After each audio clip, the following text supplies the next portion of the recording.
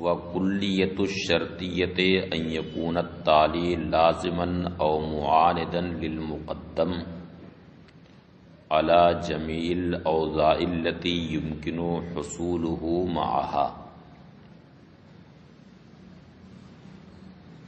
حملیات میں جس طرح سے کلیہ اور جزیہ ہوا کرتے، اسی طرح سے شرطیات میں بھی کلیہ اور جزیہ ہوا کرتے۔ حملیات میں جیسے کچھ قضایا حملیہ کلیہ ہیں، خواہ موجبہ ہوں یا سالبہ، اور کچھ قضایا حملیہ جزیہ ہوتے ہیں، اسی طرح سے شرطیات میں بھی کچھ قضایا شرطیہ کلیہ ہیں اور کچھ قضایا شرطیہ جزیہ ہیں۔ تو شرطیہ میں کلیہ ہونے کا کیا مطلب ہے؟ تو وہ بتایا کہ شرطیہ میں کلیہ ہونے کا معنی یہ ہے کہ تالی مقدم کے لیے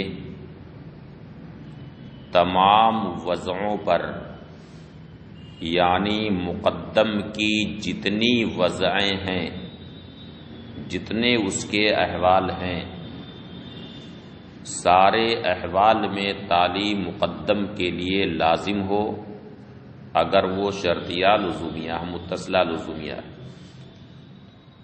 یا سارے احوال میں تالی مقدم کا معاند ہو اگر وہ منفصلہ عنادیہ ہے۔ تو مقدم کے جتنے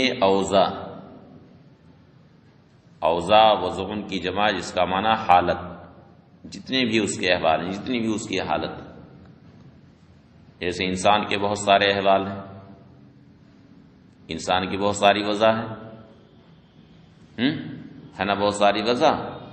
ایک وضع بھی ہے جس وضع میں آپ لوگ بیٹھیں، یعنی کرتا پیجامہ اور اوپر سے جاکٹ، پھر سر پر ٹوپی اور ناک پر چشمہ، یہ ایک وضع ہے۔ ہاں، اس کے بعد پھر چشمہ ہٹا دیجئے، یہ دوسری وضع ہو گئی، جاکٹ اتار دیجئے، دوسری وضع ہو گئی۔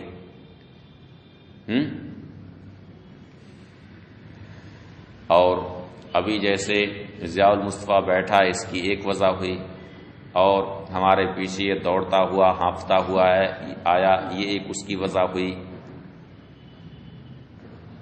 پھر یہاں آ کر کے بیٹھ گیا، یہ الگ وضع ہو گئی۔ تو وضع کا مطلب حالت۔ تو شرطیہ میں کلیہ کا مطلب یہ ہے کہ مقدم کی جتنی بھی وضعیں ہیں، جتنے بھی اس کے احوال ہیں، جتنے بھی اوضاع ممکنہ حالت جتنی بھی اس کی، ساری حالتوں میں، سارے احوال میں، اگر وہ متصلہ لزومیہ ہے تو تالی مقدم کے لیے لازم ہو، اور اگر عنادیہ ہے تو تالی مقدم کا معاند ہو، تالی مقدم کا معاند ہو، یعنی ہمیشہ اس سے عناد کرے، کبھی بھی اس سے دوستی نہ کرے، کبھی بھی اس سے تال میل نہ بیٹھے، بلکہ ہمیشہ اس سے عناد کرے۔ اور پہلی صورت میں تالی مقدم کے لیے ہمیشہ لازم، یعنی کبھی بھی دونوں میں نا اتفاقی نہ ہونے پائے۔ وَكُلِّيَّةُ الشَّرْطِيَّةِ أَن يَكُونَ التَّالِي لَازِمًا أَوْ مُعَانِدًا لِلْمُقَدَّمِ عَلَى جَمِيعِ الْأَوْضَاعِ۔ شرطیہ کا کلیہ یہ ہے کہ تالی مقدم کے لیے لازم ہو یا تالی مقدم کا معاند ہو، علی جمیع الاوضاع، تمام وضعوں پر، التی یمکن حصول معہا، جن وضعوں کے ساتھ اس کا حصول ممکن ہے، یعنی مقدم کا حصول جس حالت میں ہو سکتا ہے، تو ان ساری حالتوں میں تالی مقدم کے لیے لازم ہو اگر وہ لزومیہ ہے، یا تالی مقدم کا معاند ہو اگر وہ انادیہ ہے۔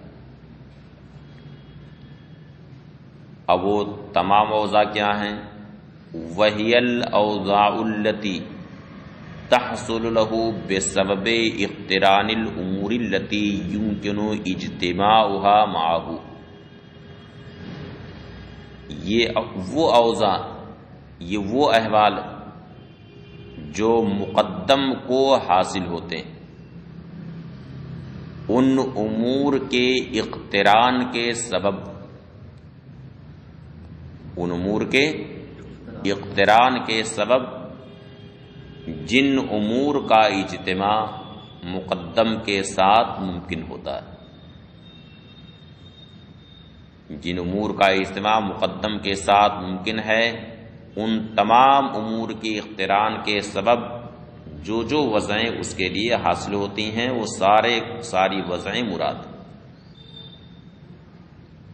اب جیسے ابھی آپ لوگوں کا ایک ساتھ اجتماع ہے، تو آپ لوگوں کی ایک وجہ یہ ہے کہ ابھی 4 یار ایک ساتھ بیٹھے ہوئے ہیں، اس کے بعد ابھی 1 گھنٹی ہو جائے گی، پھر دونوں ایک دوسرے سے جدا اختیار کر کے تیزی کے ساتھ بھاگیں گے، ایک وجہ وہ ہو گئی، ہوئی نا ایک وجہ۔ ہاں، اب اس کے بعد پھر گھر جائیں گے تو گھر جا کر کے سب کپڑے اتار دیں گے، کوئی اور کپڑا پہن لیں گے، یعنی بجائے اس کپڑے کے اجتماع کے کسی دوسرے کپڑے کا اجتماع آپ لوگوں کے ساتھ ہوگا، اس وقت کوئی اور وجہ ہوگی کہ نہیں؟ وجہ ہوگی نا۔ تو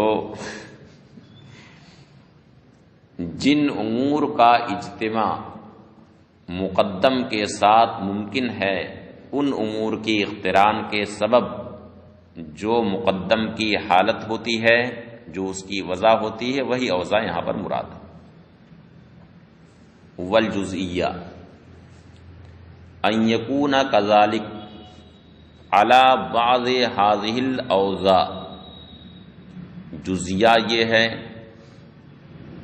کہ تالی مقدم کے لیے لازم ہو یا اس کا معاند ہو، ساری وضعوں پر نہیں بلکہ ان اوضاع میں سے بعض وضعوں پر۔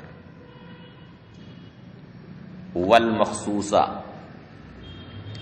ان یکون کذالک علی وضع معین، اور مخصوصہ یہ ہے کہ تالی مقدم کے لیے لازم ہو یا اس کا معاند ہو علی وضع معین، کسی ایک معین وضع پر، یعنی سب میں لازم نہ ہو بلکہ کسی خاص ایک وضع پر وہ لازم ہو، یا کسی ایک وضع پر وہ معاند ہو جائے اگر وہ انادیہ۔ جیسے آپ نے کسی سے کہا لو جئتنی لاکرمتک، لو جئتنی اليوم لاکرمتک، اگر آج تم میرے پاس آتے، یعنی آج اگر تم میرے پاس آتے تو میں تیری تعظیم کرتا، جس کا کیا مطلب کہ جب بھی آؤ گے تو میں تیری عزت کروں گا۔ ہاں، آج اگر آؤ گے میرے پاس تب تو عزت کروں گا، اور اگر اس کے بعد آؤ گے تو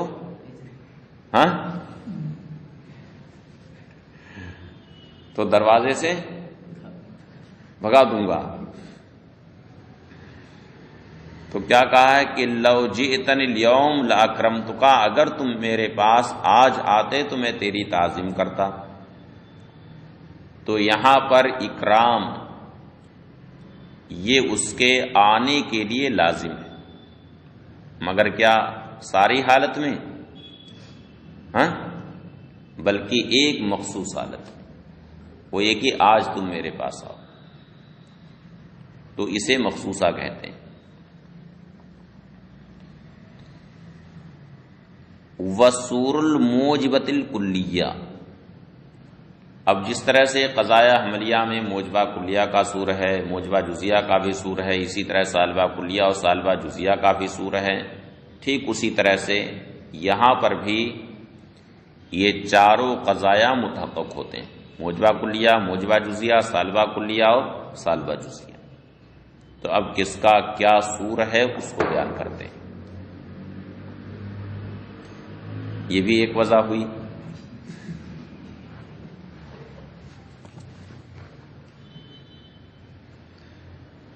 نا ایک وضع،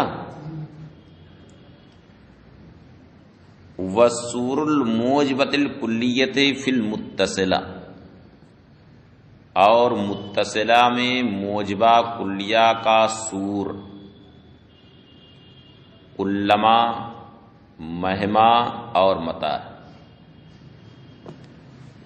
وفی المنفصلہ دائما، اور منفصلہ میں موجبہ کلیہ کا سور دائمن۔ متصلہ میں تین سور ہیں، کلما، مہما اور متا، اور منفصلہ میں ایک سور ہے یعنی دائمن۔ وسور السالبۃ الکلیۃ فیہما، اور دونوں میں یعنی خواہ متصلہ ہو یا منفصلہ دونوں میں سالبہ کلیہ کا سور ہے لیس البتۃ۔ وسور الموجبۃ الجزیۃ فیہما قد یکون، اور دونوں میں موجبہ جزیہ کا سور قد یکون ہے۔ وسور السالبۃ الجزیہ فیہما، اور سالبہ جزیہ کا سور دونوں میں قد لا یکون ہے، یعنی متصلہ ہو یا منفصلہ دونوں میں سالبہ جزیہ کا سور کیا ہے؟ قد لا یکون۔ اور دونوں میں یعنی متصلہ اور منفصلہ دونوں میں موجبہ جزیہ کا سور قد یکون ہے۔ وسور السالبۃ الجزیۃ فیہما، اور دونوں میں سالبہ جزیہ کا سور قد لا یکون ہے۔ وبادخال حرف السلب علی سور الایجاب الکلی، اور ایجاب کلی کے سور پر حرف سلب کو داخل کرنے سے بھی سالبہ جزیہ کا سور بن جاتا ہے، یعنی موجبہ کلیہ کا جو سور ہے اس سور پر حرف سلب کو اگر داخل کر دیا جائے تو بھی سالبہ جزیہ کا سور بن جاتا ہے۔ والمہملہ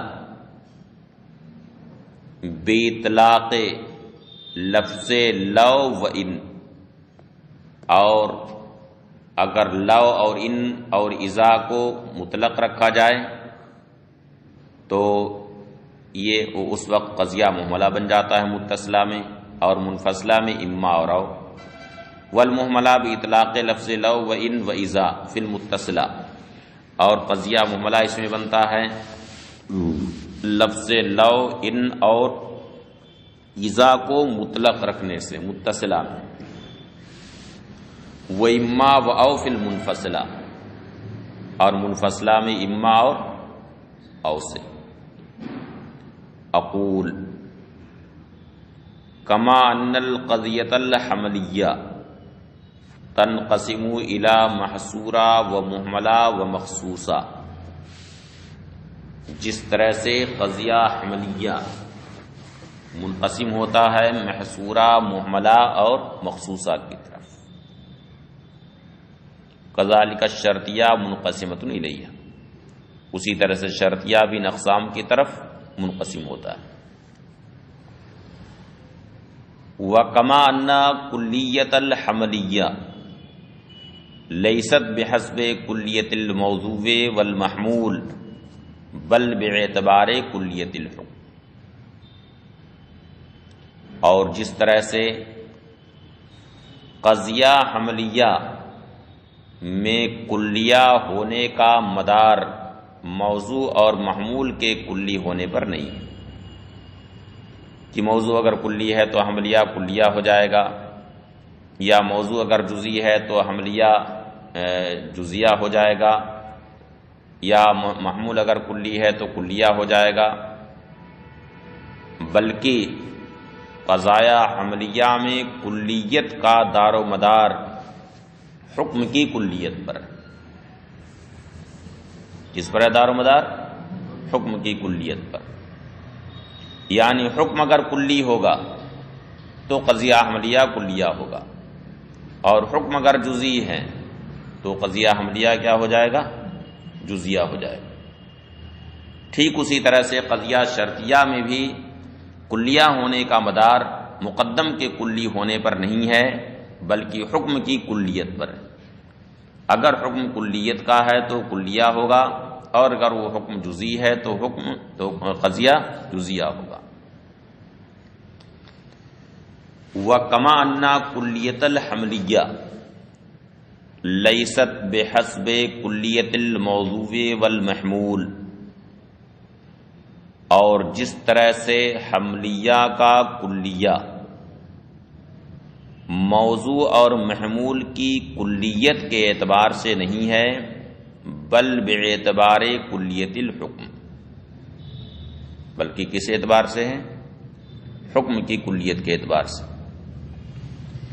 کذالک کلیت الشرطیہ لیست لاجل ان مقدمہا و تالیہا کلیتان، اسی طرح سے شرطیہ کا کلیہ بھی اس وجہ سے کلیہ نہیں ہوتا کہ اس کا مقدم کلی ہو یا اس کا تالی کلی ہو۔ کذالک کلیت الشرطیہ، اسی طرح سے شرطیہ کا کلیہ لیست لاجل ان مقدمہ و تالیہا کلیتان، اس وجہ سے نہیں ہے کہ اس کا مقدم و تالی کلی ہو۔ فإنا قولنا، اب دلیل دیتے ہیں اس کی کہ کبھی ایسا ہوتا ہے کہ مقدم کلی نہیں ہے پھر بھی وہ کلیہ ہے، قضیہ کلیہ، اس وجہ سے کہ حکم کلی۔ جیسے ہم کہیں کلما کان زید یکتب فہو یحرک یدہ، جب بھی زید لکھے گا تو اس کا ہاتھ حرکت کرے گا، جب بھی زید لکھے گا تو اس کا ہاتھ حرکت کرے گا، یہ قضیہ کلیہ ہے۔ کیوں کلیہ؟ اس لیے کہ حکم کلی، حکم کیا ہے؟ کلی۔ ورنہ مقدم کو اگر دیکھا جائے زید یکتب تو کلی نہیں ہے، وہ تو جزئی ہے، خاص زید کے بارے میں وہ حکم ہے۔ تو مقدم تو جزئی ہے لیکن اس کے باوجود قضیہ کلیہ اس وجہ سے ہے کہ حکم یہاں پر کلیت کا ہے، کہ جب بھی زید لکھے گا تو اس کا ہاتھ حرکت کرے گا۔ فَإِنَّا قَوْلَنَا كُلَّمَا كَانَ زَيْدٌ يَكْتُبُ فَهُوَ يُحَرِّكُ يَدَهُ کلیہ، اس لیے کہ ہمارا قول جب بھی زید لکھے گا تو اس کا ہاتھ حرکت کرے گا، وہ اپنا ہاتھ ہلائے گا، کلیہ ہے۔ ما انا مقدمہا و تالیہا شخصیتان، باوجود ہے کہ اس کا مقدم اور تالی دونوں شخصیہ، بل بحسب کلیت الحکم بالاتصال والانفصال، بلکہ کلیت شرطیہ کی کلیت اتصال و انفصال کے حکم کی کلیت کے اعتبار سے۔ فالشرطیہ انما تکون کلیتا اذا کانت تالی لازما للمقدم، تو شرطیہ کلیہ اس وقت ہوگا جبکہ تالی مقدم کے لیے لازم ہو، اے فی المتصلۃ اللزومیہ، یعنی متصلہ لزومیہ میں، کیونکہ متصلہ لزومیہ ہی میں تالی مقدم کے لیے لازم ہوتا ہے۔ او معاندا لہ، یا تالی مقدم کا معاند ہو منفصلہ انادیہ میں، کیونکہ انادیہ ہی میں تالی مقدم کا معاند ہوتا ہے۔ تو مقدم تالی مقدم کے لیے لازم ہو یا تالی مقدم کے لیے معاند ہو فی جمیل ازمان، سارے زمانوں میں، وعلی جمیل اوضاع الممکنہ، اور ساری ممکنہ وضعوں پر، یعنی ساری ممکنہ حالتوں میں، وعلی جمیل اوضاع الممکنۃ الاجتماع مع المقدم، اور ان تمام وضعوں پر، ان تمام ممکنہ وضعوں پر جن کا اجتماع مقدم کے ساتھ ہوتا ہے، وهي الاوضاع التي تحصل للمقدم بسبب اقترانه بالامور الممکنۃ الاجتماع معه، اور یہ وہ وضعیں ہیں، وہ حالتیں ہیں جو مقدم کو حاصل ہوتی ہیں اس وجہ سے کہ مقدم کا اقتران ان امور سے ہو جن امور کا اجتماع مقدم کے ساتھ ممکن ہے۔ فَإِذَا قُلْنَا، تو جب ہم کہیں کلما کانا زید انسانا کانا حیوان، جب بھی زید انسان ہوگا تو وہ حیوان ہوگا، تو اس کا مطلب کیا ہوا کہ زید کے انسان ہونے کی جتنی بھی حالتیں ہیں،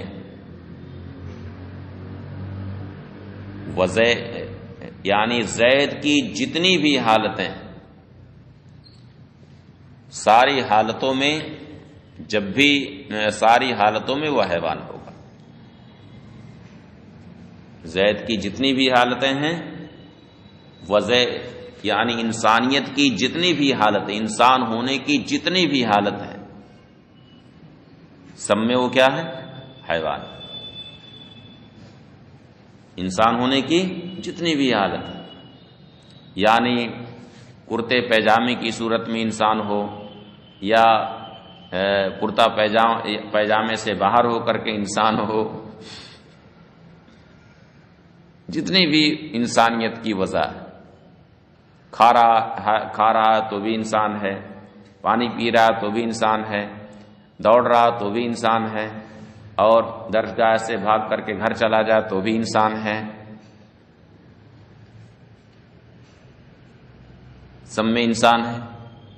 تو جتنی بھی اس کی حالتیں ہیں، ہر حالت میں وہ بہرحال حیوان رہے گا۔ فَإِذَا قُلْنَا كُلَّمَا كَانَ زَيْدٌ إِنسَانًا كَانَ حَيْوَانًا، تو جب ہم کہیں کہ جب بھی زید انسان ہوگا تو حیوان ہوگا، أَرَدْنَا بِهِ أَنَّ لُزُومَ الْحَيْوَانِيَّةِ لِلْإِنسَانِيَّةِ ثَابِتٌ فِي جَمِيعِ الْأَزْمَانِ، تو اس سے ہماری مراد یہ ہے کہ انسانیت کے لیے حیوانیت کا لزوم سارے زمانوں میں ثابت ہے۔ وَلَسْنَا نَقْتَصِرُ عَلَى ذَلِكَ الْقَدْرِ، اور ہم اسی مقدار پر اکتفا نہیں کرتے، بل نزید و مع ذالک، بلکہ اس کے ساتھ ہم یہ اضافہ کرتے ہیں کہ ان اللزوم متحقق علی جمیل احوال التی امکن اجتماعها مع وضع انسانیت زید، کہ لزوم ان تمام احوال پر متحقق ہے جن احوال کا اجتماع ممکن ہے انسانیت کے زید کے انسانیت کی وضع کے ساتھ، مثلا اس کا کھڑا ہونا، زید کھڑا ہے تو بھی انسان ہے، او قائدن، یا اس کا بیٹھا ہونا، بیٹھا تو بھی انسان ہے، سورج طلوع ہے تو بھی زید انسان ہے، سورج ڈوب گیا تو بھی انسان ہے۔ ایسا تو نہیں ہے کہ سورج طلوع ہے تب انسان ہے اور غروب آفتاب کے بعد انسانیت سے دور ہو جائے، تب بھی انسان رہے گا کہ نہیں رہے گا نا۔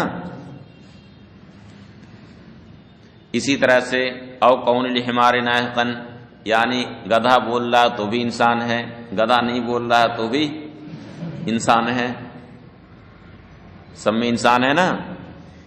الی غیر ذالک مما لا یتناہی، اس کے علاوہ جتنے بھی بے شمار احوال ہیں سب میں جب وہ انسان ہے تو وہ کیا ہے؟